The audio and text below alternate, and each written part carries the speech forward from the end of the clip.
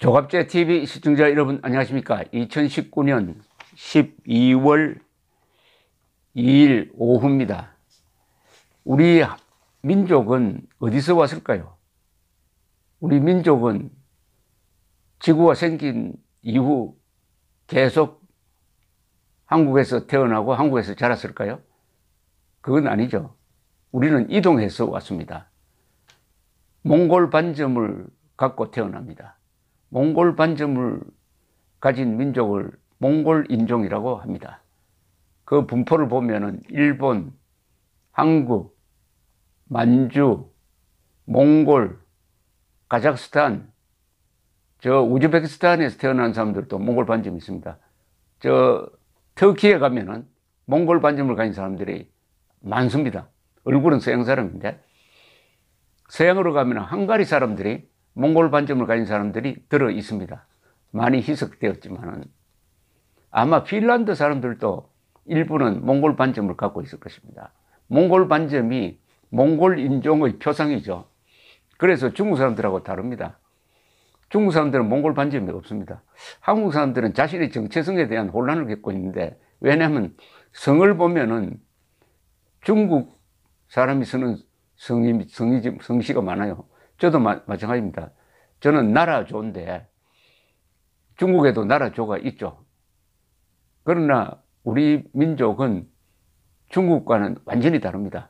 우리하고 가장 친근한 인연을 가진 인종적으로 민족은 일본 민족, 그리고 지금 몽골 사는 사람들, 그리고 카자흐스탄, 이렇게 됩니다. 아메리칸 인디언도 상당히 좀 멀지만은, 아메리칸 인디아는 약 2만 년 전부터 베링 해협이 아직도 육지로 아시아와 알래스카 쪽에 연결되었을 때, 그 일종의 랜드 브릿지를 통해서 아메리카 대륙으로 건너갔던 사람이니까 몽골 반점이 있습니다. 몽골 인종과 친연성이 있습니다.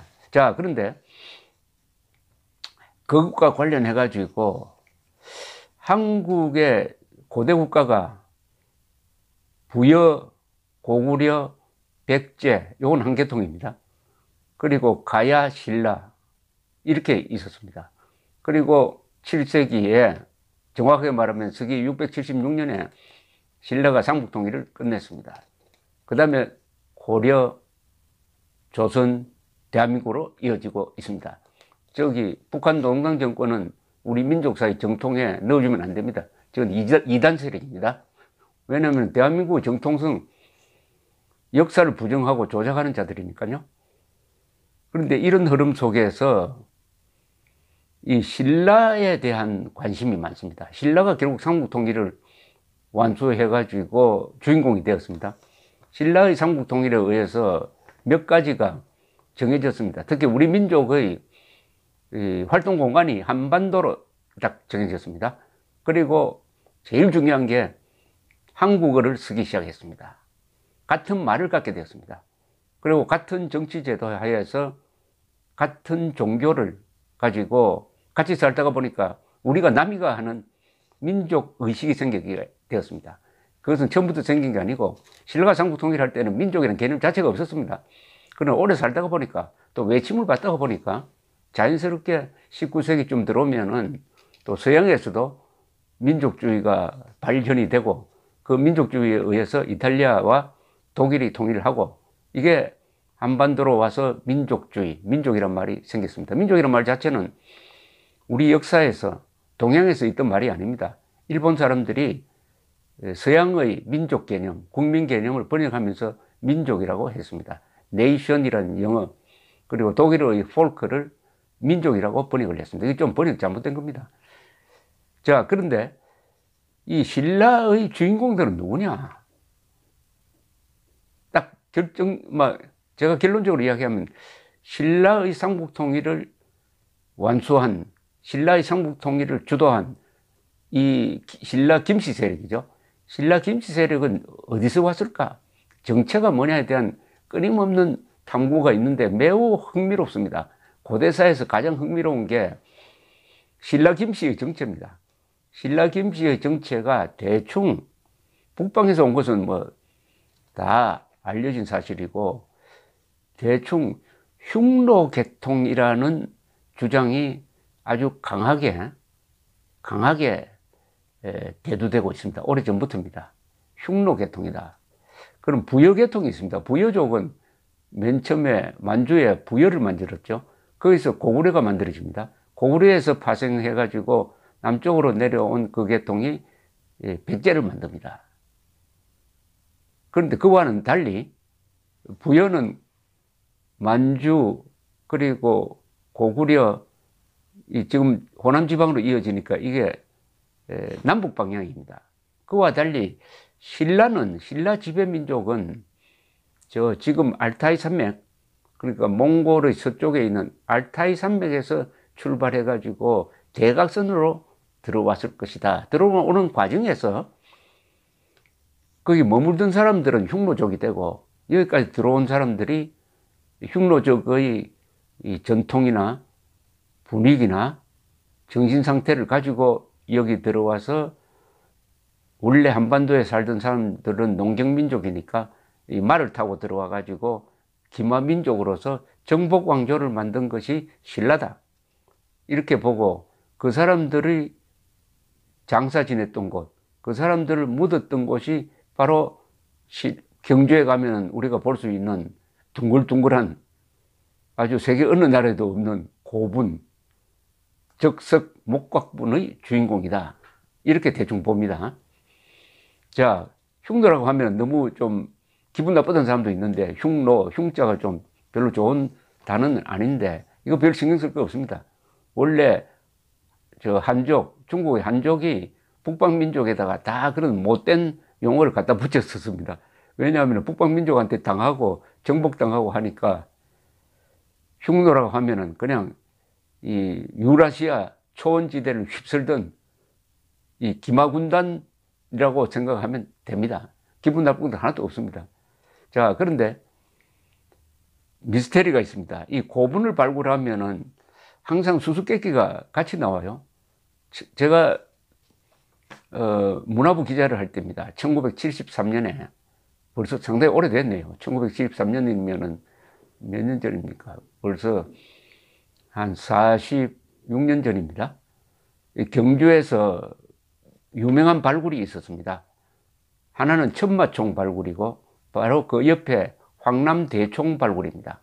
천마총은 여러분들이 가시면 그 내부로 들어갈 수가 있습니다. 물론 그 내부는 복원한 겁니다.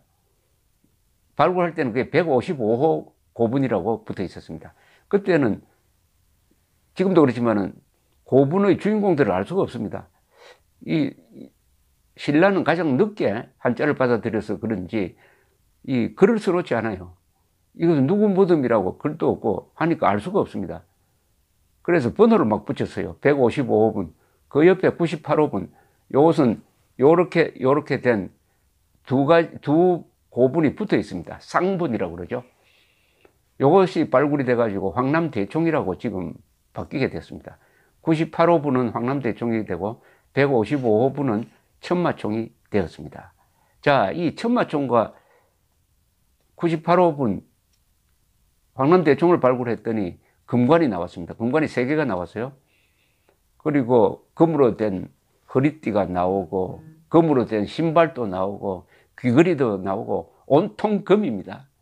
이게 바로 흉노족과 관계가 있다는 증거입니다. 이 북방 기만 민족은 금을 좋아합니다. 황금을 좋아합니다. 그 이유가 있습니다. 그 사람들 항상 이동해야 되는데 어딜 가든지 돈하고 바꿀 수 있는 게 황금입니다. 지금도 그렇지 않습니까? 금본위제도.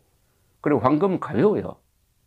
그러다 보니까 금을 많이 만지다 보니까 금 세공 기술이 발달했습니다. 한국에는 금관이 많습니다. 10개 이상입니다. 근데 일본에는 금관은 단 하나도 없습니다. 중국에도 우리식의 이런 금관은 없습니다. 이 금관에 비밀이 들어있습니다. 신라의 금관은 그 생긴 것이 서양식입니다. 유럽, 오히려 신라의 금관은 중국 황제가 쓰는 이 모자보다는요, 지금 엘리자베스 2세가 쓰고 있는 금관하고 더 형식이 비슷합니다. 서양적입니다. 그러니까 서양 저 먼 데서 뭔가 문화적 영향, 인종적인 영향, 또 사람의 교류에 의해서 신라가 영향을 받았다. 이런 이야기입니다. 그럼 그 어느 루트를 통해서 왔느냐? 흔히 말하는 실크로드냐? 실크로드 아닙니다. 실크로드보다 위에 스텝 루트가 있습니다. 초원의 길이 있죠. 그러니까 만주 위로 올라가면은 이제 몽골 고원이죠. 몽골 고원에서 쭉 서쪽으로 가면은 알타이 산맥을 넘어서 지금의 카자흐스탄, 우즈베키스탄, 그리고 터키, 그 다음 조금 위로 가면은 러시아의 그 볼가강 유역, 그루지아 지역, 코카사스 산맥, 그리고 항가리까지, 항가리는 대평원입니다. 이어지는 이걸 또 그 밑으로 중간으로 가면은 이 터키 이스탄불로 이어지는 이걸 스텝 루트로 갑니다. 초원 루트. 이 실크로드보다 북쪽에 있습니다. 말을 달립니다. 근데 유라시아 대륙은 대평원으로 이어져 있으므로 말을 달리면 의외로 빨리 왔다 갔다 할 수가 있었어요. 그래서 유라시아 대륙을 주름 잡았던 사람들은 16세기에 소총이 일반화되기 전까지는 말을 타고 등자, 즉 말발걸이로 몸을 안정시키고 활을 쏠 수 있는 사람이었습니다. 이 무장 집단이, 이 기마군단이 역사를 만들고 정복해서 나라를 만들기도 했습니다. 19세기까지 인도에 존재했던 무갈 제국, 한때 세계에서 가장 인구가 많은, 청나라보다 인구가 많은 나라였습니다. 이 무갈 제국이란 말은, 그 무갈이 무슨 말이냐? 몽골이라는 뜻입니다. 이란 말로 몽골이라는 뜻입니다. 인도의 무갈 제국이 한 200~300년 번영을 하면서 타지마할 등을 만들었습니다. 그럼 실감이 오죠. 무갈 제국이라고 하니까 우리하고 전혀 관계가 없는 것 같지만 무갈 제국이 바로 몽골 제국입니다. 인도에 몽골 제국이 있었다. 인도 역사상 가장 큰 힘을 가지고 있었다 하면 그게 우리하고 무슨 관계가 있겠구나 이렇게 되는 거죠. 이름이 그렇게 중요합니다. 자, 그런데 다시 천마총으로 돌아가겠습니다. 자, 천마총 황남대총을 발굴했더니 유리잔이 발굴이 됐어요. 유리잔. 지금 우리가 마시는 그 커트를 해가지고 겉을 아주 그 네모 세모로 이렇게 도안이라 그럴까요? 장식까지 한 아주 정교한 파란 색깔이 도는 그런 유리잔이 몇 점이 발견이 되었습니다. 이 유리잔은 누가 봐도 이거는 신라에서 만든 것이 아니고 동양식이 아니고 유럽에서 들어왔을 것이다 라고 누구나 추측할 수 있었습니다. 저는 그때 취재 기자를 해가지고 그 현장을 자주 왔다 갔다 하면서 유리잔을 보고 그 즉석에서 이거는 지금 당장 그게 포도주를 부어서 마셔도 되겠구나 하는 생각이 들었습니다. 그래서 그 뒤에 고고학자들이 이 유리잔이 도대체 어디서 왔느냐는 추적을 많이 했습니다. 그런데 아주 이걸 가지고 오랜 연구를 하다가 어느 정도 결론이 나왔다고 합니다. 결론이 뭐냐 하면은 지난 27일 국립경주박물관 강당에서 열린 고대 유리의 세계라는 국제학술 심포지움에서 천마총에서 나온 유리잔, 이게 보물제 625입니다. 그리고 황남대총 북부근에서 출토된 커트 장식이 있는, 커트 장식이라는 것은 이 뭔가로 해가지고 카트를 해가지고 유리잔의 장식을 만든 잔을 말합니다. 이 커트 장식이 있는 유리 그릇입니다. 이건 잔이라고 보다 유리 그릇. 요것을 어디서 제작을 했느냐. 그리고 이동 경로를 밝히는 발표회가 있었는데 이것은 국립경주박물관이 지난 8월 일본 오카야마 시립 오리엔트 미술관과 공동으로 성분 분석을 했다는 겁니다. 그런데 두 점 모두 두 유리잔이라고 하겠습니다. 일단 두 유리잔 모두 이게 흥미롭습니다. 유리잔 모두 어디서 나왔느냐 하면은 지중해 연안에서 제작됐다는 겁니다. 지중해 연안에서 언제 제작됐느냐? 4세기에서 5세기 사이. 4세기에서 5세기 사이면은 로마 제국이 분열하고 있을 때입니다. 로마 제국이 4세기, 5세기에 게르만족이 막 쳐들어옵니다. 게르만족은 왜 쳐들어오느냐 하면은 이 흉노족이 지금 몽골 고원에 있던 흉노족이 한무제의 토벌을 견디지 못하고 이동을 합니다. 서쪽으로 이동하는 사람들이 후운족이 되었다고 그래요. 이 후운족이 언제 나타나느냐 하면은 4세기 무렵에 러시아 초원 지역에 나타나 가지고 거기 살던 게르만족을 서쪽으로 밀어붙입니다. 그러면 게르만족이 로마 영내로 들어와요. 로마 영내로 들어와 가지고 로마 문명 세계가 무너지는 직전까지 갑니다. 나중에는 후운족이 아틸라의 지휘하에 후운족이 5세기 초죠. 5세기 초에 어디로 들어오냐 하면 로마, 이탈리아까지 들어옵니다. 이탈리아까지 들어와 가지고 또 프랑스까지 들어갑니다. 이런 놀라운 기동력을 보이는데 바로 그 무렵입니다. 그러니까 로마 제국이 게르만족과 후운족의 공격을 받아 가지고 일대 혼란을 겪던 그 시기입니다. 그 시기 바로 로마는 뭡니까? 지중해를 지배한 문명이죠. 지중해를 지배한 로마이므로 지중해가 문명의 고속도로가 되고 문명의 교차로가 되고 문명의 용광로가 되었습니다. 그러니까 지중해를 지배하는 제국이 나타나면 번영합니다. 바로 그때의 지중해 지역에서 만들었는데 여기 또 재미있는 게 있습니다. 먼저 국립경주박물관 연구팀은 천마총에서 나온 유리잔은 이집트 지역에서 제작되었다는 분석 결과를 내놓았습니다. 그때 이집트는 로마가 다스리고 있었습니다. 이집트 지금 시리아도 물론이죠. 뭐 시리아, 이스라엘 이 지역은 물론이고 이집트 옆에 뭐 현재로 하면 투니시아, 알제리아 이거 전부 다 로마 지역입니다. 로마 지역. 로마에서도 아주 거의 곡창지대입니다. 바로 거기에서 만들어냈다는 겁니다. 지금 이집트라고 생각하시지 마십시오. 지금 이집트는 이슬람화 되었으니까 그때는 이슬람이 나오기 전입니다. 어떻게 분석을 했느냐 하면은 이도윤, 이승은 학예연구사는 천모총 유리잔을 형광 X선 분석을 한 결과, X선으로 분석을 한 결과 산화칼륨과 산화마그네슘 함유량이 현저히 적고 나트륨 함유량이 많았다면서 이집트 지역에서 채굴되는 천연 탄산 나트륨을 섞어서 제작했다는 뜻이라는 겁니다. 이 참 신비합니다. 그러면 이집트에서 만들어진 게 어떻게 그 머나먼 경주까지 들어올 수가 있었느냐. 이걸 가지고 누가 아주 장대한 장편 소설, 거대한 소설을 쓸 수 있을 것 같습니다. 한국에 이노우에 야스시 같은 스케일이 큰 작가가 있으면 이노우에 야스시는 풍돌한 소설과 그것은 고려 몽골 연합군의 일본 원정을 다룬 소설이고 또 돈황이라는 소설을 쓴 분이죠. 돈황이라는 소설을 한번 추천해, 제가 단편은 아닙니다만 중편 소설인데 추천드립니다. 그 다음에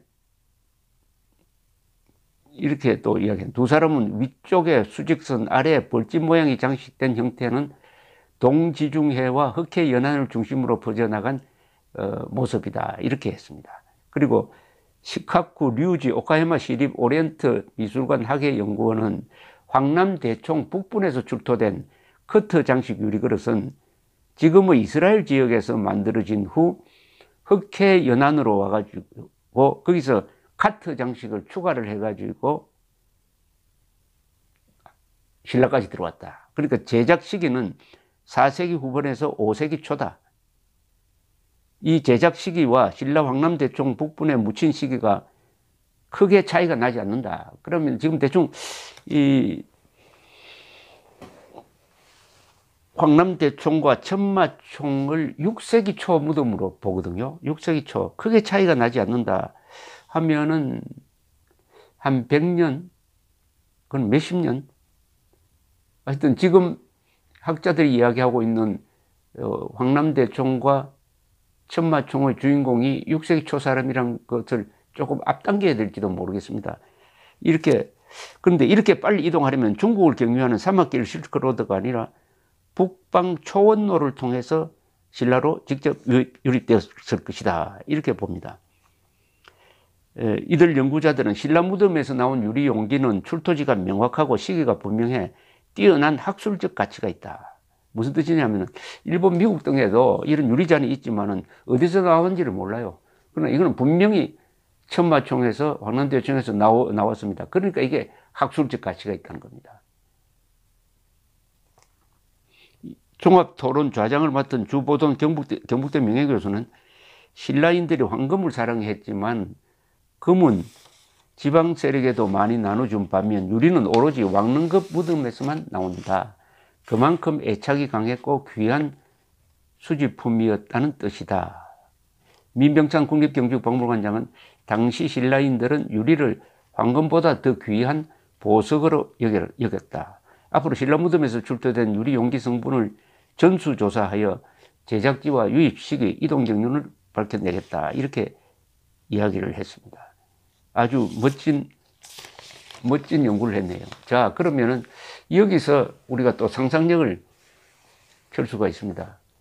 그러면 어떻게 이렇게 들어올 수가 있었을까? 그럼 신라와 로마 사이에 무슨 교통이 있었던 거 아니냐? 바로 이런 점에 착안해가지고 유명한 일본의 유리공예가가 쓴 로마 문화왕국 신라라는 책이 있습니다. 로마 문화왕국 신라라는 책. 여기에 대해서는 전번에 제가 조금 설명을 드렸는데 하여튼 서점에 가서 한번 찾아보십시오. 로마 문화왕국 신라. 그분도 똑같은 지금 이 세미나에서 나온 결론과 똑같은 결론을 냈는데 이 사람은 유리공예가니까 유리를 쫓아가지고 결국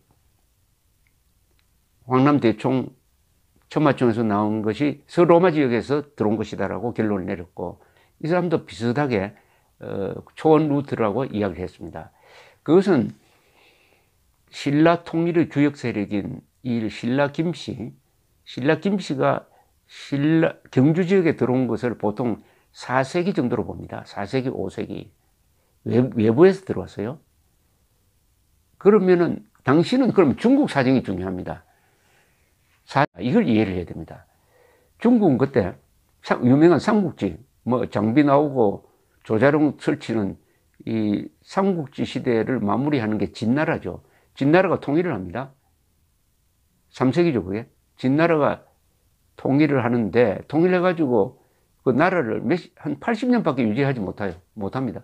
그 다음에 또 북방의 유목민족들, 기만민족들이 내려와가지고 진나라를 망가뜨려버리고, 진나라는 양자강 남쪽으로 도망가서 거기서 나라를 만들고, 그 다음에 이 양자강 북쪽에서 5호 16국이라고 그러죠. 5오랑캐, 유목민족입니다. 5오랑캐가 16개 나라를 만들었다는 거 아닙니까? 그게 5호 16국 시대입니다. 5호 16국 시대의 대혼란에 빠집니다. 그게 중국 역사에서 3세기에서 시작돼가지고 3, 4, 5, 6세기까지 그러니까 한 300년 동안 300년에 걸친 대혼란이 빠집니다. 이 시기입니다. 바로 이 시기. 이 시기에 한반도에서는 백제, 고구려, 신라가 세워지죠. 이 시기니까 중국으로 들어가서 서양으로 갈 수가 없어요. 그 대혼란 시기니까 그 북쪽에 오히려 더 편안했어요. 그게 바로 지금 몽골 고원, 카자흐스탄, 중앙아시아 쪽으로 이어지는, 그리고 흑해로 이어지는, 흑해가 중요합니다. 흑해와 바로 지중해가 연결되지 않습니까? 이 루트를 통해서 신라와 서로마가 사람이 교류를 하든지 아니면 사신이 왔다 갔다 하든지 해가지고 무슨 교류가 있었다는 겁니다. 왜 교류가 있을 수 있었느냐? 바로 신라에 들어온 사람들이 흉노족 출신이고, 흉노족 출신들은 본래 놀던 때가 그 북방 초원 지역이니까 뭔가 노하우를 알고 있었다는 것이. 거기 있는 사람들하고 친하기도 하고 해서 말을 타고 무역을 하든지, 그래서 신라가 삼국 통일할 수 있었던 것은 바로 이런 국제적 감각이 있는 집단이었다. 이 김씨는 한반도에 갇혀있던 사람들이 아니었다. 바로 로마 지역까지 통할 수 있는 그런 루트를 가지고 있었다. 교통로를 확보하고 있었다. 정보가 많았다. 그러다 보니까 한족, 중국 사람을 멸시했다. 그래서 신라가 통일할 때도 나중에 당나라와 결전을 하지 않습니까? 수가 결국 통일을 합니다. 수나라가 5, 16국 시대를 정리를 하고 통일을 하고 수 다음에 수가 고구려를 치다가 결국 힘이 빠져가지고 내분이 일어나가지고 당나라로 이어지죠. 수당은 민족적으로는 같은 집안인데 수나라 당의 이 지배민족은 이게 또 선비족과 연결되는 북방 유목민족 계통입니다. 수나라 당은 지배민족이 그래서 당나라가 신라를 도와서 고구려 백제를 치고 신라까지 먹으려고 하니까 신라가 당과 결전을 하는데 왜 신라가 이런 결전을 할 수 있었느냐. 바로 신라는 그 놀던 가락이 흉노족이기 때문에 원래부터 중국을 멸시했다. 너가 뭔데? 하는 이런 자주정신이 강했다는 겁니다. 이게 저희 학설이 아니고 로마 문화왕국 신라란 책을 쓴 그분의 주장입니다. 아주 정신적인, 이게 또 한반도로 신라를 통해서 쭉 이어져 와가지고 지금 대한민국 국민의 마음속에 그런 게 있는 거 아닙니까? 우리가 형식적으로는 생존하기 위해서 사대주의를 펴서 중국에 빌붙어 사는 것 같았지만 우리 마음속에는 중국이 뭔데? 하는 방골의식도 강하고 해가지고 독자적 생존 전략도 알고 해서 중국과 육속한 민족 중에서 거의 유일하게 대한민국이 월남과 더불어 유일하게 대한민국과 월남도 또 몽골 민족 출신입니다.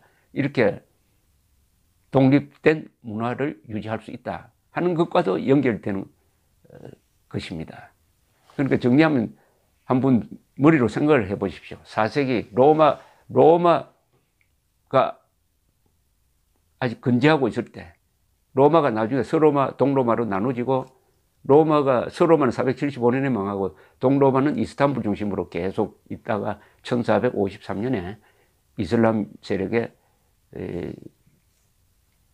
콘스탄티노플이 점령되고 이름이 이스탄불로 바뀌죠. 그 서로마가 아직 있을 때 지중해 지역에서 만든 유리잔이 저 흑해를 거쳐서 중앙아시아를 거쳐가지고 알타이 산맥 근방을 지나서 지금의 몽골 지방을 지나서 아마도 지금의 만주를 통해서 그게 동해안으로 내려오든지 아니면 그때는 뭐 철조망도 없었으니까 서쪽을 통해서 내려오든지 해가지고 경주까지 왔다. 그런 루트가 서로 수입품인데 여기 팔 게 또 있었지 않겠습니까? 문물의 교류가 있었다. 그리고 사신의 왕래가 있었을지도 모르겠다 하는 이야기입니다. 또 그런 큰 국제적 시야를 가졌던 민족이 집단이 신라라는 나라를 세워가지고 화랑도 만들고 그리고 불교를 받아들이고 한자도 제일 늦게 받아들이고 해가지고 독자적 문화를 만들면서 그런 자주정신을 가지고 국제적 변동기에 당과 나당 연합을 만들어 가지고 백제 고구려를 멸망시키고 한반도를 그리고 당나라를 몰아버리고 당나라가 백제까지 먹으려고 하니까 당을 쫓아내고 한반도를 우리 차지로 만들어서 그 뒤에 지금까지 계속되는 민족 문화를 열었다. 이렇게 보시면은 경주 유리잔 연구가 근사하지 않습니까? 근사하지 않습니까? 대한민국 국민 신라 때부터 보통이 아니었다. 이렇게 되는 것 아닙니까? 로마와 서로 교류했다. 이 이야기입니다. 신라가 로마와 교류했다. 엄청난 이야기 아닙니까? 스케일 면에서. 기회 있으면 제가 더 찬찬히 이야기해드릴 자료가 많습니다. 감사합니다.